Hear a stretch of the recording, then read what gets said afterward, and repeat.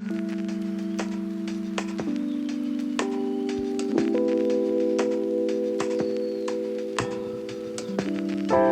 friends, it's Mariz and welcome back to Quick Fixes, your 2-minute answers to your most common tech problems. Today's featured question is, Great content, thanks a lot. But can you tell me how to avoid moving percentage labeling within the progress chart bar? Once I refresh the data, the percentage is wandering around. This is a really common problem in Excel. You've designed a clean progress chart with percentage labels, but every time you refresh your data or resize the cells, the labels wander around. It's frustrating because your chart loses its visual clarity, and you have to constantly readjust the labels. The good news is, this happens because of Excel's default properties, and you can fix it in just a few clicks, so your chart stays neat and stable. To keep your elements from moving and wandering around, here's a step-by-step guide on how to do that. Step 1, click on your doughnut chart, then untick the data label.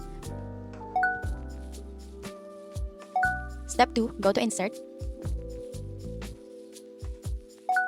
Then select Text Box and draw the text box where you want the label, in this case in the center of the chart. Step 3, select the text box, click the formula bar, then type =, then click the cell with your percentage value. Then press Enter. The text box is now linked to the cell and auto-updates. Step 4, right-click the text box, then select Size and Properties.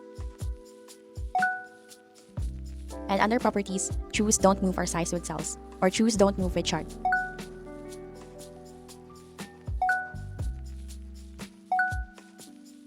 And that's it. Now your percentage labels will stay exactly where you place them, no matter how you refresh your data or resize cells. Your chart will always look clean and professional. if you found this video helpful, don't forget to like and subscribe, and if you have any questions or video requests, just drop them in the comments below.